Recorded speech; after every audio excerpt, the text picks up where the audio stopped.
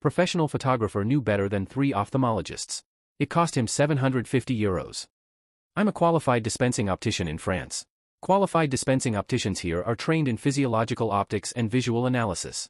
We can adapt a prescription when necessary, but we are not allowed to create one from scratch. Back when I was learning the trade, a colleague of mine had a perfect malicious compliance moment with a customer.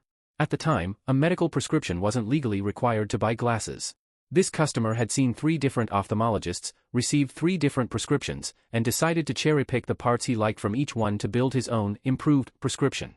The worst part was the addition in his progressive lenses. For those unfamiliar, the addition is the extra magnifying power used for reading and near vision in the lower part of the lens. In almost all cases, the addition is identical in both eyes. Significant differences are extremely rare and usually tied to specific medical conditions. This customer was not one of those cases. Instead, he wanted one eye focused for about 67 centimeters, 26 inches, and the other for about 40 centimeters, 16 inches. Think of walking with a stiletto heel on one foot and a flat shoe on the other. Unless your body is built for it, you're going to have a bad time. My colleague explained, repeatedly, that this was a terrible idea. The customer replied, "I'm a professional photographer. I know optics. Just do what I tell you." My colleague warned him that our satisfaction guarantee would not apply, strongly advised against it as part of his professional duty, and had him sign a document acknowledging all of it. Remember, he was a licensed optician, not just a salesperson giving an opinion. The customer doubled down. "It'll work. I know what I'm doing." So my colleague did exactly what he asked. The lenses arrived, a high-end pair of progressive lenses costing about €750, $850. He put them on. "This is incredibly uncomfortable. I can't see properly." "Yes. But that's not normal." "Actually, it is. So what are we going to do?" Nothing. Silence. In the end, we were kind enough to offer a discount on a replacement pair made with a sensible prescription. We could technically have used one of our manufacturer adaptation allowances and replaced the lenses at no cost.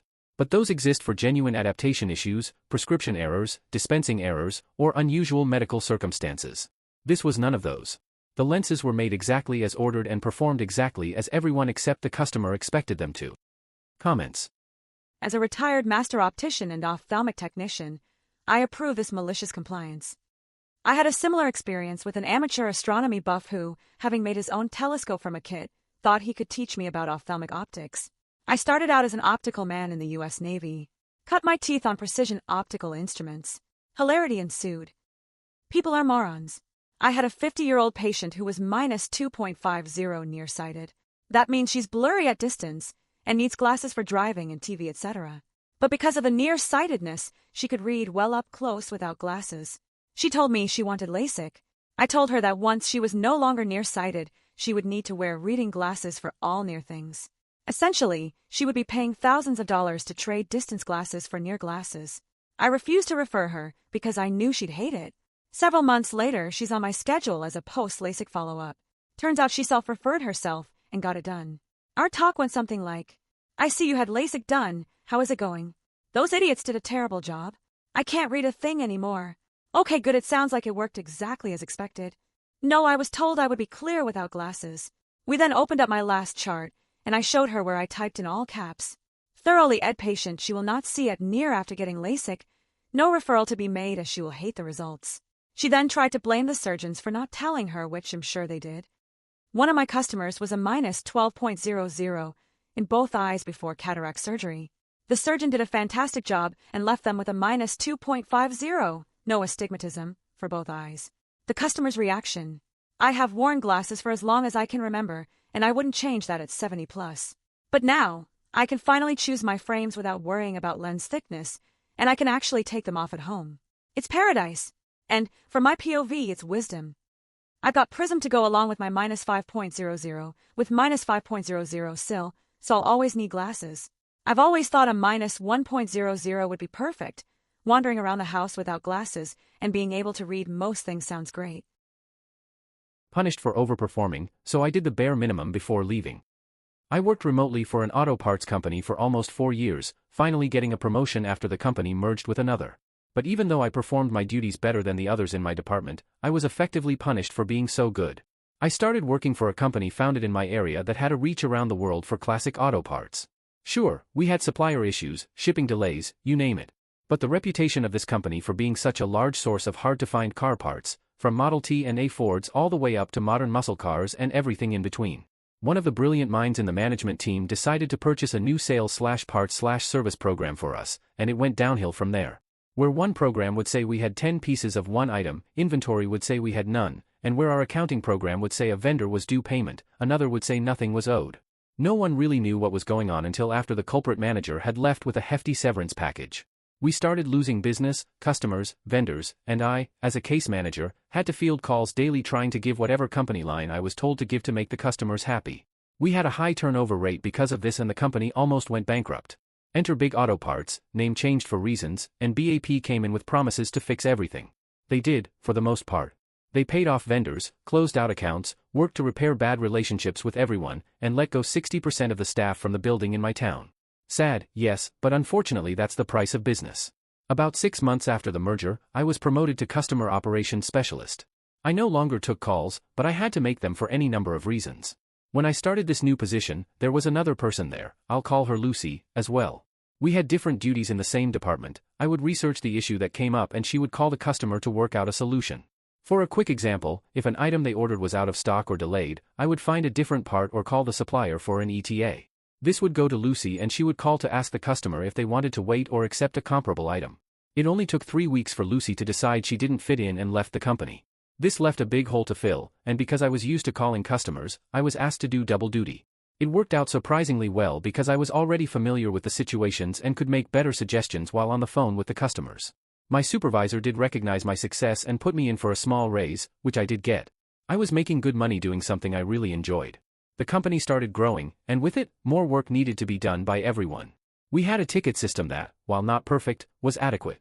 Occasionally there would be a hiccup in the system and hundreds, and sometimes thousands, of irrelevant tickets would come across my desk.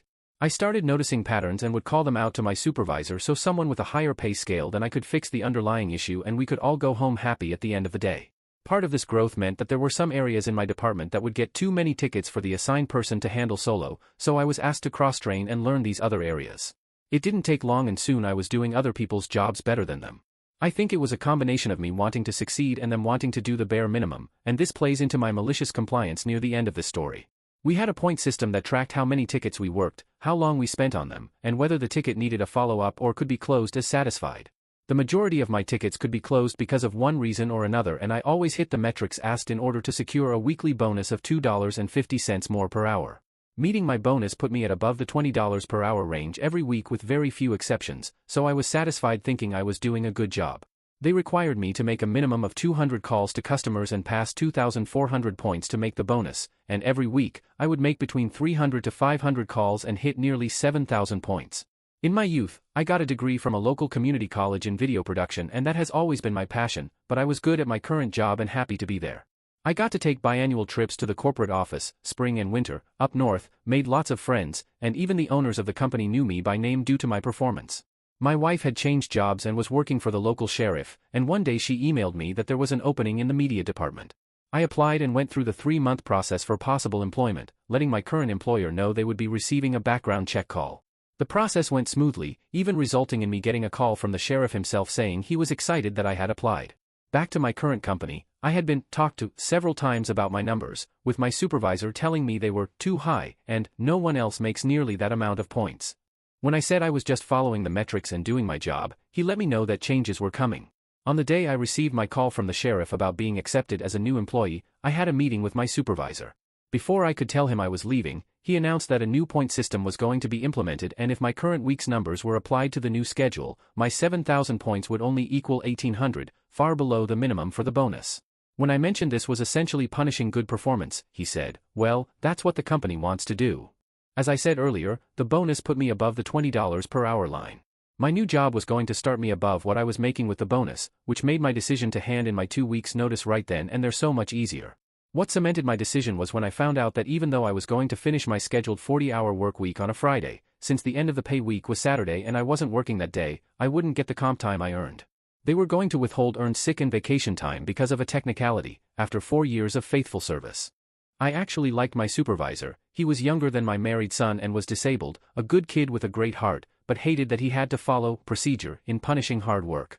I told him as much and mentioned that I would do what my original job description required, and nothing more, for my last 2 weeks. It was glorious. We could take time off, if we had vacation or sick time available, if our work was done and we had nothing else to do for the rest of the day. I focused only on my originally assigned areas, and once completed I would clock out, putting in my comp time to make up for not being on the clock. I was able to use up all my time by my last day there, and because I wasn't helping anyone else, their work began to stack up. Not that I was doing it to punish any of the friends I made at that company, but simply to get the point across. I could still see every ticket menu in all the areas where I had access, and their numbers began to climb out of control. I was contacted by my supervisor's boss on more than one occasion, asking me to help out. And when I would point out that it wouldn't be fair to take points away from the other people when I was about to leave, and that per policy, I was done with my assigned duties and could therefore leave for the rest of the day, he would stammer, trying to convince me to do what was good for the company.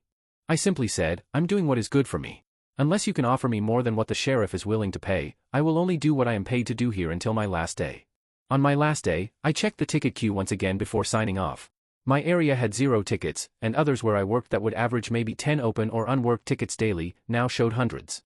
What made me feel better was about 6 months after I left, I got a Facebook message from one of my old coworkers that I actually liked, wishing me a Merry Christmas and telling me they still had not found anyone who could do as much as I had done. But I am happy where I am and have plans to do this as long as I can, retiring one day after a long tenure here. Comments.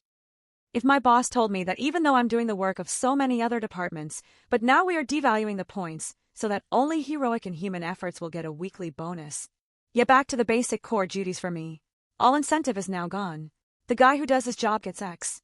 The guy beside him who absolutely bled for the company, but came up just shy with 2,450 points also gets X. Way to think that one through, brain trust. If every day, you do a little bit more than people accept, soon they will expect more from you. Yes, I learned that the hard way. I used to be willing to help others do their jobs because I would get caught up, but learned over time that all that got me was other employees doing less and me certainly not being compensated more. So now I do my job and no more. I worked a receptionist position that was just to answer phones, greet visitors, and do some typing for the mailroom. Then the payroll clerk went out on maternity leave, and I covered her job for 8 weeks while doing mine. Then I covered some secretaries on vacation. Then when people were promoted or left, just cover this piece of their job until we hire. They never hired. When my performance review came up, I asked about a raise. I was told sorry, not in the budget. I was saving them 5 positions and not even a token raise. So I quit on the spot. 2 months later they were begging me to come back. They couldn't keep a receptionist. I had found another job already making more than they offered, so I just laughed and hung up. I had a job like that. I was hired for accounts payable, was then given special projects by the CFO, which I did a few days a week, which was fun and new stuff. So all good. Then they fired the woman doing accounts receivable, and I took on her responsibilities, so now I am doing 3 jobs, and when I was hired, it was under the agreement that I would get $1 more an hour after 90 days if I was doing well. They had underpaid me because I came through an agency, so they were playing games. My 90 days hits right before a 3-day weekend. I walked into the boss office at the end of the day, sat, and basically said, "Where's my $1? I've more than mastered my position I was hired for, as well as several others that were not outlined in the job description. You promised I would be bumped up after 90 days. He hemmed and hawed and said there was no money to increase my pay $40 per week after firing someone paid more than me who had full benefits. I was all, "That's fine then. I guess I don't have to keep my word either," and I quit. His defensive response was, "We can cover your job. We've done it before." Then have at it, Bob. I went back to temp work, getting well over the $1 I was asking. It was a great way to build a skill set in a short period of time. It also meant if a job was boring, you called and got reassigned. Stop being so friendly. I work a behavioral healthcare agency. At the time this occurred, there were 14 therapists who reviewed paperwork from various psychiatric facilities. I'm the receptionist. I used to greet everyone that came, and we'd have a wee chat, then get on with our work. Many had told me they enjoyed my cheerful attitude and hoped I never lost that happy spirit. At that time, director of my office singled me out on how she treated me. 1 month she was super cool and we got along great. The next month she'd be on me about every little thing I did. I didn't know what to do. One day she called me to her office and said I was being too social, talking too much with coworkers, not getting my work done, not true, etc. I needed to limit my conversations to just greeting people and leave it at that. I looked at her, saying I would do exactly as she said. No more socializing. Hand out assignments, say what it's for and go back to my desk. She smiled, telling me that's what she wanted. The next morning I smiled and greeted people, then I put my head down and went back to work. When I would go to their offices and hand out assignments, they would start to chat. I'd stop them, apologize telling them I had to get back to my desk. I'd get an odd look and a nod. This went on for several days. The following week they started coming up to my desk, individually asking how I was doing. I seemed distant. If I had any problems I could talk to them as their door was always open. I smiled, thanked them for their generosity and thoughtfulness, but I was fine and had to get back to work. As I mentioned, this went on every day for a week. The following week the director called me into her office and asked what was wrong. I smiled and said nothing is wrong. I'm doing my work and it's on time, clinicians are getting their assignments and I'm keeping the chat to an absolute minimum. Like you wanted, she looked at me and said the clinicians were concerned about me as I haven't been talking to them. They feel I might be going through some kind of depression and they told me their door is always open. She didn't say anything at first, then she told me, just keep the chats to a few minutes. I told her no problem. Don't want me to do the work myself? Okay, then run and do it yourself. This happened a year ago, but I just found this sub and realized I had a story to share. It is not that extreme though. I worked at a buffet restaurant, and every shift, each staff was assigned one job. Those being usually, cashier, runner, person who goes pick up the food when ready, person who changes the food around, table managing, cleaning, washing dishes, etc. I was usually the runner, because I was faster than everyone else, and we needed to walk a long way to the kitchen to pick up food and come back, and we had to do it in 3 minutes, or else our leader would call the kitchen / us to ask where we were. There is a counter between the kitchen and the corridor that you pass through with the cart. Usually, you go in, ask for the food, they will put it on the counter in a few seconds to a minute, you put it on the cart, and you can go back to the restaurant, but sometimes they will be understaffed, and if we are in need of something simple like sauces, green onions, or jam, we usually just get inside the kitchen and grab it ourselves. This is not a rule, it is just something that happened sometimes if they were really busy. In that case, we were in need of some sauces, 1 or 2 food items, and green onions. I knew where all the sauces and green onions were, so after asking for them and waiting for more than a minute, I shouted, coming in. Grabbing green onions, and went in the kitchen. As I was pouring the pre-cut green onions on a bowl, one of the chefs walked on my direction screaming for me to leave the food, and that was not my job, and that I was doing it wrong. I was not. I asked him why, because we have been doing that for years at that point, and he said that it is his job to do, and that I'm only supposed to ask and wait.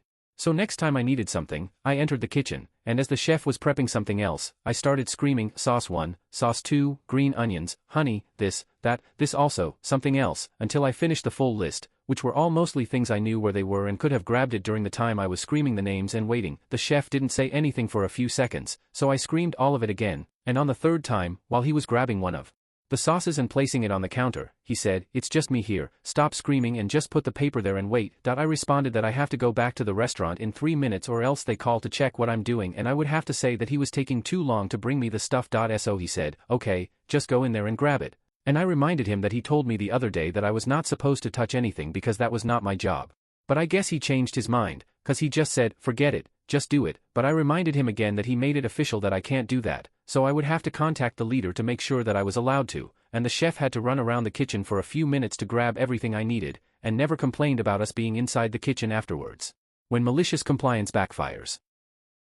When malicious compliance backfires. I work in operations and maintenance on several small solar fields throughout the Midwest.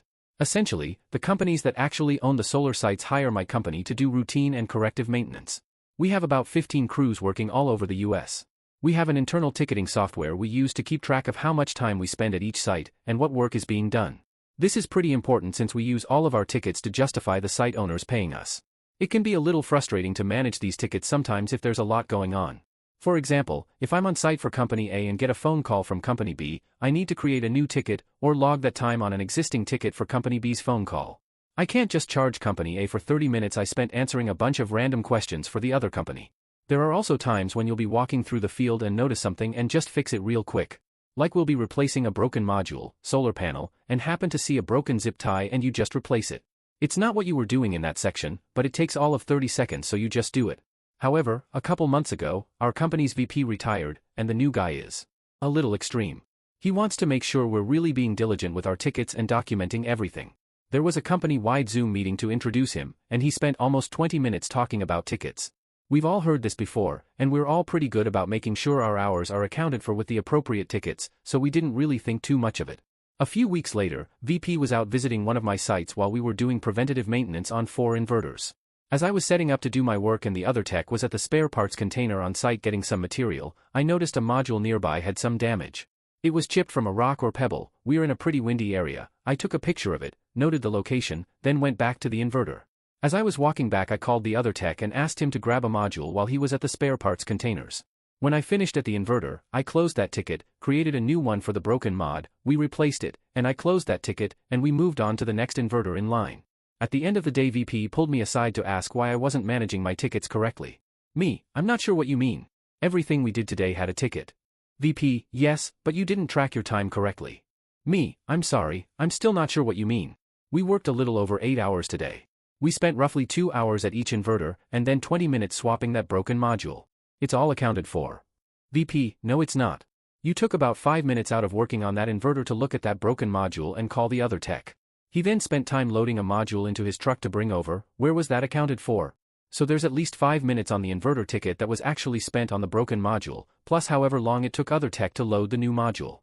You should have logged out of the inverter ticket, created the module 1 and documented that time, then logged back into the inverter 1. Other tech should have logged out of the inverter 1, logged into the module 1 while he was loading up the module, then logged back into the inverter 1 when he started driving back to work on the inverter. I was a little taken aback by this. It's not like I had spent the time doing work for a different site, it was all for this one, and we don't get paid differently for each task we do. It's all the same hourly rate. I swallowed my objections and told him I would fix the tickets. Cue the malicious compliance. Over the next few weeks, me and my other tech went from 3 to 5 tickets a day, to close to 20 a day. I was walking through the field on one task and picked up a piece of trash that blew in. Stop and create a new ticket. I answered other tech's question about the job he was doing while I was working on something else. Stop and log into that ticket. Broken zip tie? New ticket. Answer a text from my supervisor? New ticket. You get the idea. As you can tell from the title, this did not go how I was expecting. VP loved it. At the most recent monthly crew lead meeting, he absolutely gushed over how accurate our tickets were. How we set the new standard for how tickets need to be managed and everyone else needs to come up to our level. This was exactly what he wanted to see and wouldn't accept anything less.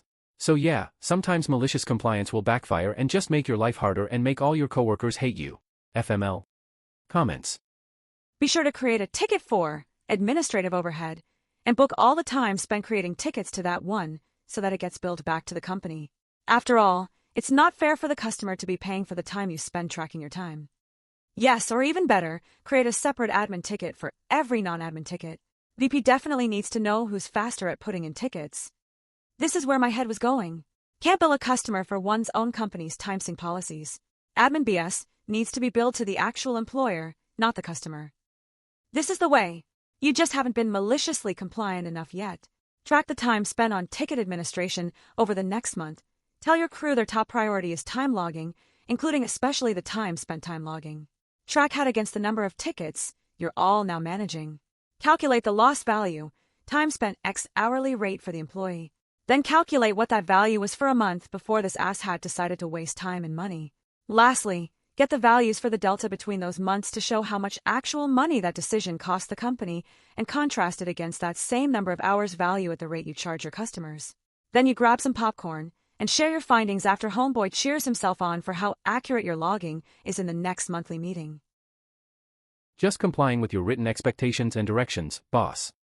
I was replying to another post and realized I have a malicious compliance story here that should be shared on this sub. I was working at an IT help desk at a large hospital quite some time ago. We were expected to be at our desks, logged in, ready to take our first call by the start time of our shift. It took about 10 to 15 minutes to log in, load up and log in to 7 different programs, all with different passwords. So really, you needed to be there 15 minutes early. They were shared computers, sometimes you could get away with just locking it and leaving everything logged in and running until your next shift, but if someone else restarts it in the meantime, you had to log into everything again. It was a constant pain point for us that was frequently raised, especially as for example, when medical staff need to scrub up and scrub down, this is all during their shift time. My manager sends a somewhat passive-aggressive email to the team. Hi all. It seems we are still having lots of issues around our shift times. I want to clarify my expectations. If you are on a 7 a.m. to 4 p.m. shift, I expect you to be here, logged in, ready to go, and your status on the phone queue as available or on a call at 6:59 and 59 seconds a.m. If you want to make a coffee, fill your water bottle, or put your lunch in the fridge, this needs to all be done before 7 a.m., not after. At the end of the shift, I expect you to be available or on a call until 4 o'clock and 1 second p.m. Only then may you log out and wash your coffee cup, etc. If you are going to be stuck in traffic, have trouble finding parking, or miss your bus, you'll need to manage your time better and leave earlier. Thanks. So for a while, I comply, and am always available or on a call at exactly 1 second before my start time, just waiting for my moment. And it happens. I get a call with a splash less than 2 minutes left on my shift and take the call. I get about as far as their name, where they are, and halfway through them describing their issue, I see the clock hit 1 second over my shift time.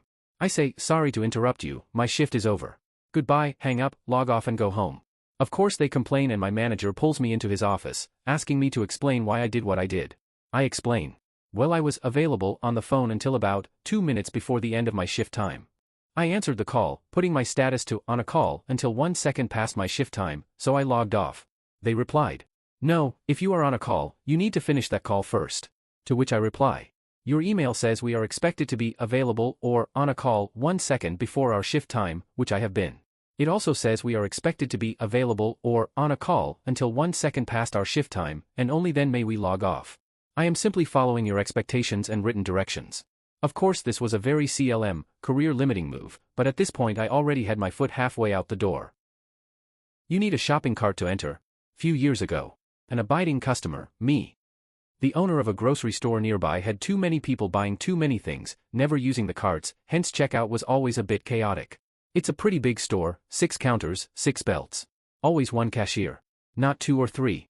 Not even on a Saturday. Big sign outside you need a shopping cart to enter. I was already running late and needed one roll of tape. So I walk in, pretty fast for a guy my size, and this grumpy old fart gets in my way, almost ran into him. You can't shop here without a. Asterisk yeah, I know. I only need, asterisk. No. No cart, no shop, in a voice you use to explain to a 2-year-old why he should not paint the wall with his diapers. I turn around. Get 2 carts. Push one, pull one. Steer through the aisles, owner gives me that smile. I call my wife that I'll need a couple minutes. I walk up and down every aisle. He waits at the checkout. 1 empty cart. Another empty cart. I lay my little roll of scotch tape, that I carried in my hand, on the belt. Onto the far end. Upright. Plan works, it won't roll down all the way. I push both carts into the trolley lane, as it's completely empty. Owner fumes a bit, but says nothing. Go back to the cashier who is close to bursting of laughter, but Big Bossman is right next to his ear. The owner starts yelling, so I try to copy his voice from earlier. Asterisk no cart, no shop. Now 2 cart, 1 shop. Ote dada, asterisk. I was banned until the owner sold to some nice family. The sign still is above the entrance, but nobody cares. I didn't get the tape. He threw me out. Thanks for watching my video. Please like it and subscribe, and stay tuned for more stories.